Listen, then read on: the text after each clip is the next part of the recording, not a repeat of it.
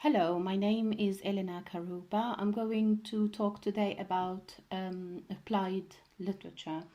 I'll start by presenting myself. My name, as I said, is Elena Carruba. I'm a doctor in comparative literature. My doctorate is a European one. It involved the universities of Palermo, Essex, Manchester, and Lancaster universities. I have taught Anglo-American literature in Tunis, world literature in Italy and the UK. And I have taught also other things like French language and culture. I started to think about the concept of applied literature when I taught storytelling and narrative communication in the Mediterranean School of Business. And the following is an attempt at understanding the concept of applied literature.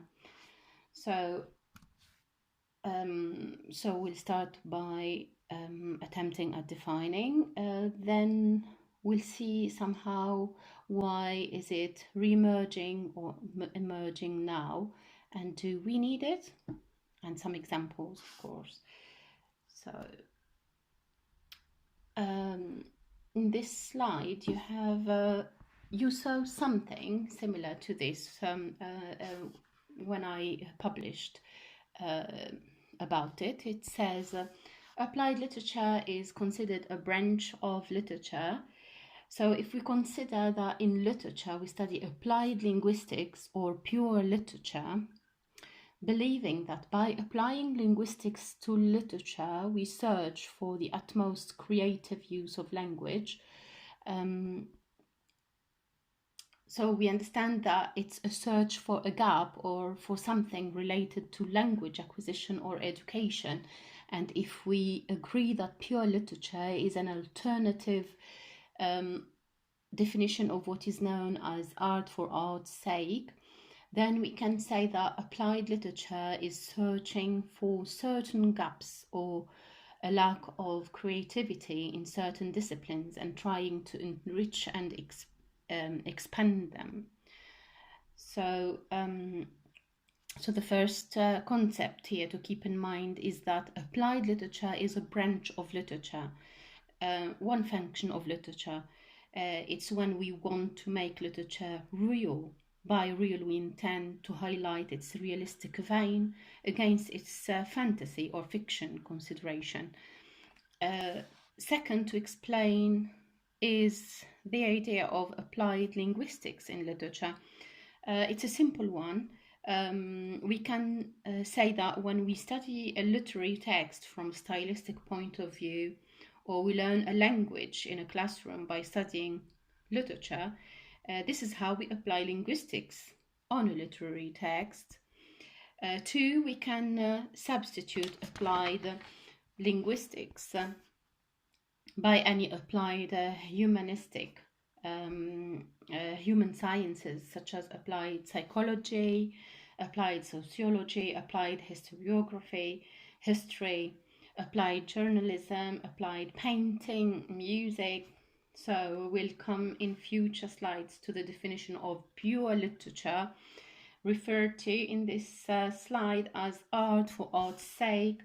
Finally, in slide 1, we can deduce that a possible definition of applied literature can simply be when we apply literature to another non-humanistic discipline, when we want to pinpoint its humanistic involvement, like a doctor, physician, searching for definition for life or the spirit, the soul, like an architect searching for a description of the Gothic style, like a historian who wants to narrate a story without being banished or persecuted in other ages, like Darwin explaining the science of creation, like an economist explaining the devastation caused by an economic system, or tells a story of the making of his company as a home, a family, or an adventure.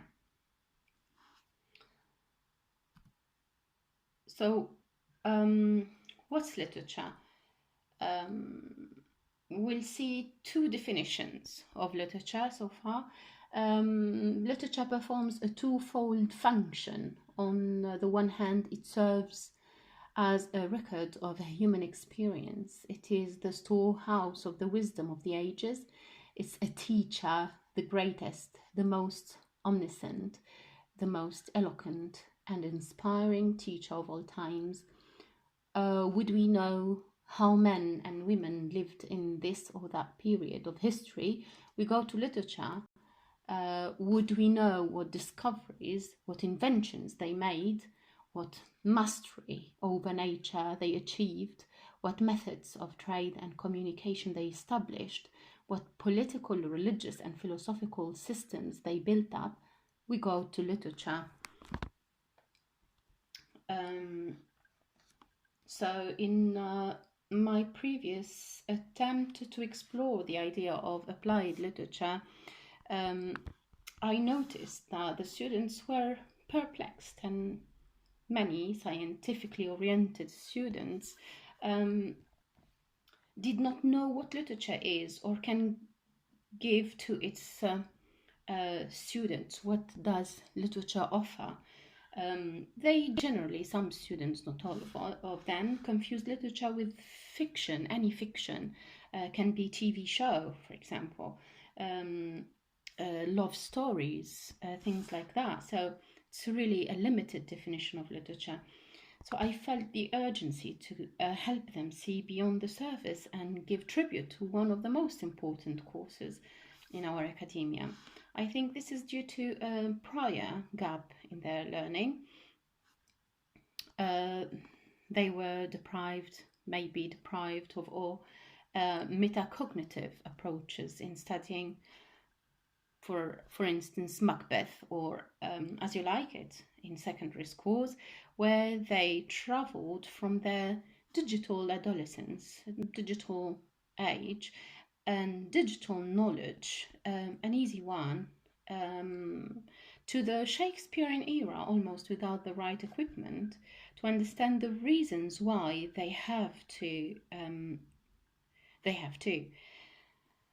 So going back to the slide, we have these highlighted phrases like literature as a record of a human experience, as a storehouse of wisdom, as a teacher. So teacher involves other knowledge, not a story, a simple story, but it can tell us about inventions, discoveries, history, etc. We thus go to literature to explore the human response to historical periods, like world wars, for instance, Farewell to Arms by Hemingway, to an invention. It's a response to a trend, like women's fight for emancipation, feminism in Virginia Woolf, in Simone de Beauvoir, the discovery of the steam engine, for example, and the Industrial Revolution and its effect in the Victorian age, on the Victorian novel, etc. So next definition, the second one, we said we have two definitions, is the second function of literature does not yield so readily to description. It's infinitely more subtle, intangible. So literature speaks not only to the intellect, but also to the feelings, to the heart. It's a thing of beauty, and a thing of beauty, it makes us yield ourselves to it completely. We care not whether it teaches, whether it draws a moral, whether it points a lesson, whether it preserves a record or not. In fact, we register no judgment about it whatever. For judging is an intellectual process, not an aesthetic one. So beauty, aesthetic. A thing of beauty is a joy forever. We can respond to beauty only through feeling, Literature serves to awaken our emotions, to stir our feelings, to delight us, to inspire us.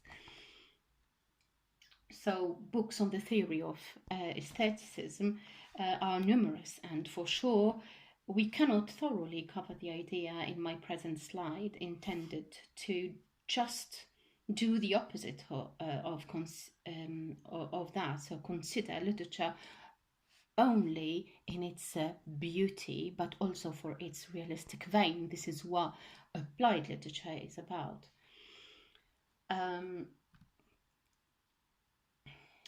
So we said which one of these two definitions tunes with the concept of art for art's sake. So what's art for art's sake?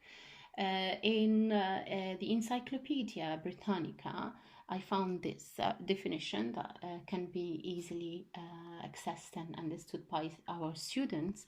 Art for art's sake, a slogan translated from the French l'art pour l'art, which was coined in the early 19th century by the French philosopher Victor Cousin.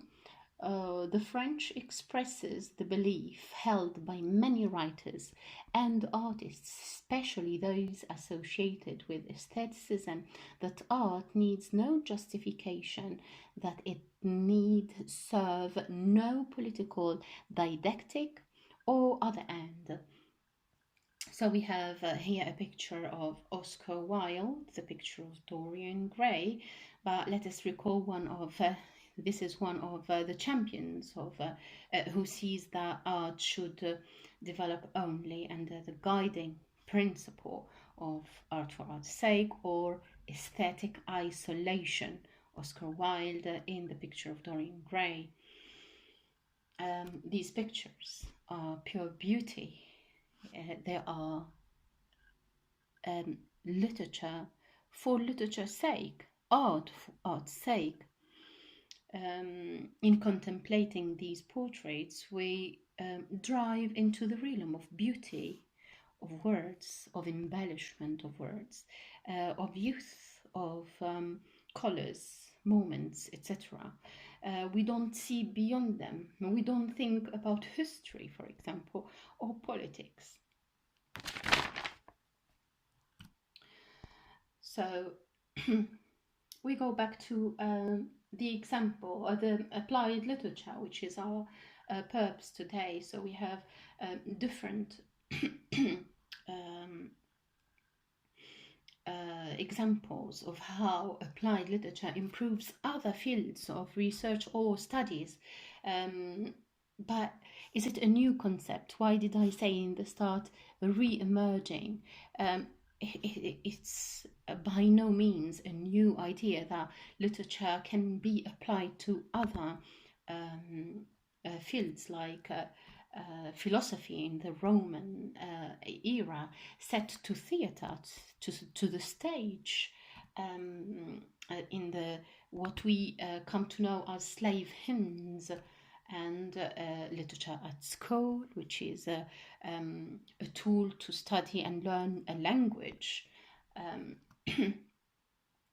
However, there are also new forms of applied literature in our syllabus. We find myth studies, we find journalism and politics. Here we have the picture of the making of Michelle Obama, and the stories of politicians in general, to tell their life stories, to influence the elections, to show the humane side of themselves.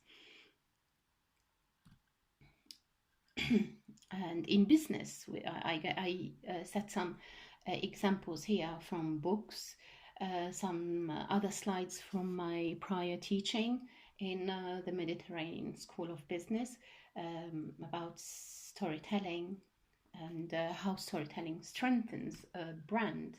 And here we have an example of how storytelling can make the difference, by Niall Perkin, The Complete Guide to Storytelling for Marketeers. Storytelling has always been an important aspect of marketing.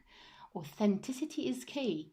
Human stories have always been central to great storytelling, and the human touch is still important for content creators.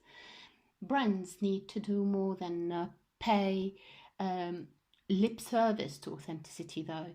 Simple frameworks and good preparation and execution can ensure that content and stories are authentic to brand values, tone, and territory.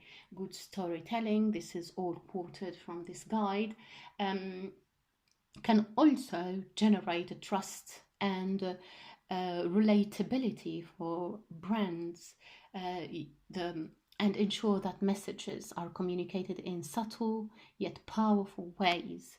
So these are the one of the examples of how a manager, an executive can tell a story of how it's the venture of starting a brand or a company made making of this story an authentic voice to a family, a link, a relatability for the brand. And to conclude, depriving knowledge of literature or the human response to it is tearing up its humanity, though all come from humans, and to humans all return. Thank you very much.